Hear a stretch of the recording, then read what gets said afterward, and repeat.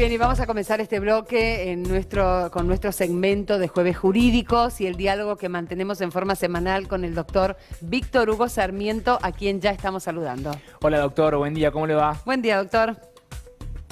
¿Cómo le va, Emilce Gonzo, en este Jueves Legales otra vez?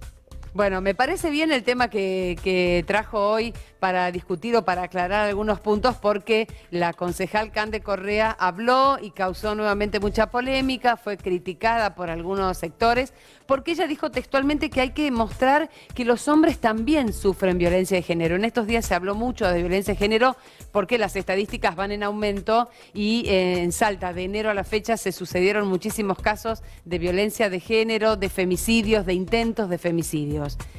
¿Por qué se generó tanto revuelo con estas declaraciones, doctor? Bueno, en primer lugar, existe la violencia, ¿sí?, contra los varones, pero no es violencia de género, porque se puede hablar única y exclusivamente de violencia de género cuando se trate de mujeres, ¿sí? De mujeres o de mujeres trans o de personas que se autoperciban mujer, ¿sí?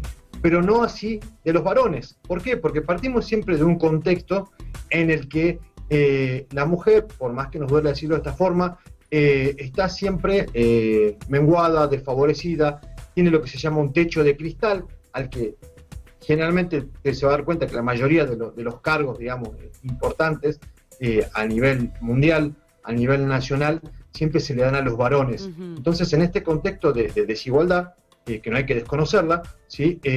Hay que luchar contra eso, es en el que se habla exclusivamente de violencia de género, porque la mayoría dice, bueno, pero los varones también sufrimos violencia. Sí, los varones sufren violencia, pero estadísticamente el 75% de los casos de violencia intrafamiliar se da contra la mujer.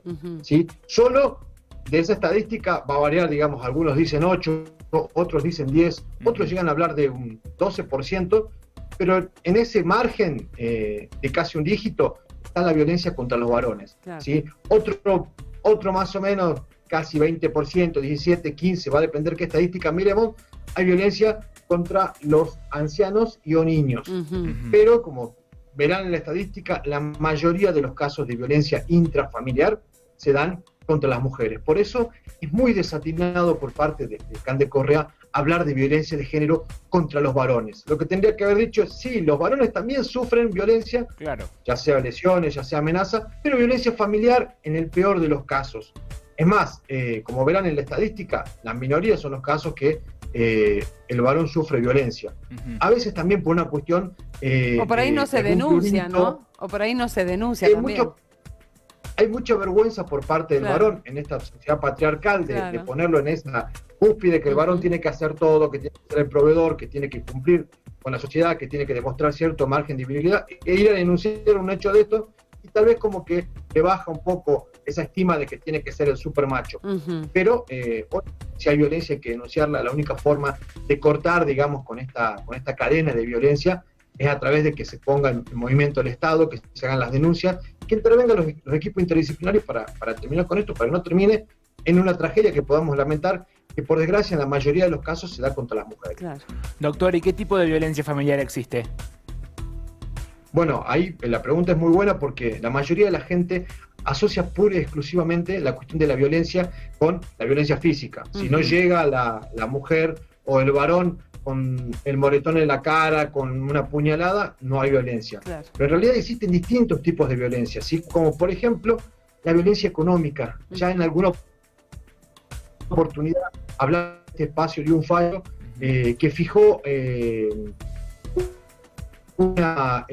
alimentos y además una indemnización, porque el hecho de no querer aportar a la economía del hogar, por el simple hecho de decir no quiero pagar y nada más porque soy macho alfa, generaba violencia, ¿sí? El hecho de controlar la economía de la mujer, decirle, no, mira, ¿en qué estás gastando? ¿Qué estás haciendo? ¿Te vas de joda con la plata? Violencia también, ¿sí? El hecho de despreciarla, socavarla, insultarla, constituye violencia psicológica. Y a muchos se quedan con, no le pegó, no pasó nada. Pero el hecho de estar todo el tiempo en contra de la persona, de decirle, mirá, vos no haces bien esto, te mereces ir a la cocina nada más, todas son formas de violencia.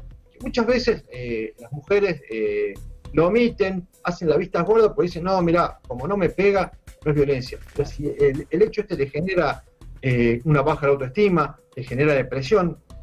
Claro, y De muchas alguna veces forma son daños mucho mayores que los daños físicos, ¿no? Muchas veces la violencia psicológica deja secuelas más importantes que el daño físico. Pero muchas veces son peores. Me pasaba con una clienta que entró en un estado de depresión, Claro. porque ¿qué es lo que hacía, digamos, su pareja? No le hablaba. Directamente cuando se enojaba no le hablaba y no le dirigía la palabra por días enteros. ¿Qué vas a comer? Nada, así. Claro. Sería la comida. Entonces ese hecho le generó un alto grado de depresión que se pudo comprobar psicológicamente a través de la mente, pero para que vean el grave perjuicio que generan este tipo de violencia también, que no se visibilizan. La mayoría asocia únicamente la violencia con el hecho del golpe, pero también existen estas otras formas de violencia que generan un daño gravísimo, y está bueno que lo hablemos de este espacio porque ahora aquella mujer que está mirando dice, realmente había violencia. Puedo hacer la denuncia, puedo buscar una salida, puedo buscar que intervenga el Estado. Bueno, Claro, justamente sobre eso sí. íbamos a hablar, ¿no? Del hecho de hacer denuncias aun cuando no se trate de una agresión física. ¿Esto se puede hacer? ¿Dónde tienen que recurrir las personas que son víctimas de estas situaciones? Bueno, siempre mi recomendación es que recurran a la asistencia jurídica de algún abogado o abogada. Existen muchísimas fundaciones que brindan asesoramiento a víctimas de violencia.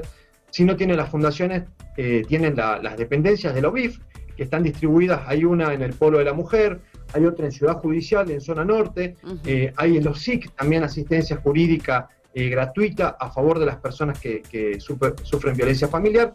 Y en esto hay que ponerle un corte urgente, que creo que es lo más importante que tenemos que resaltar, porque la violencia familiar es cíclica, ¿sí? Pasa por ciclos, ¿sí?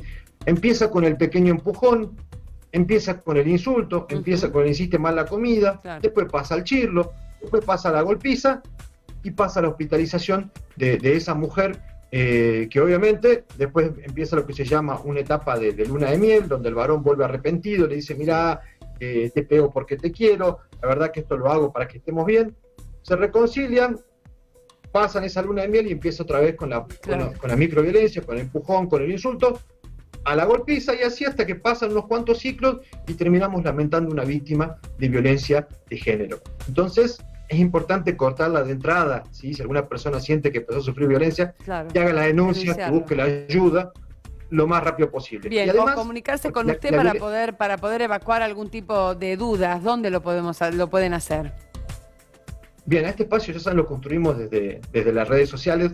Nos escriben en Facebook, me buscan como Víctor Hugo Sarmiento, o buscan la fanpage del estudio, que es Estudio Jurídico Víctor Hugo Sarmiento, le dan un me gusta ahí que nos ayuda muchísimo para seguir transmitiendo derechos, y bueno, mandan sus consultas, obviamente sus agradecimientos, que generalmente me olvido leerlos, que son muchísimos, así que bueno, desde ahí nos podemos comunicar.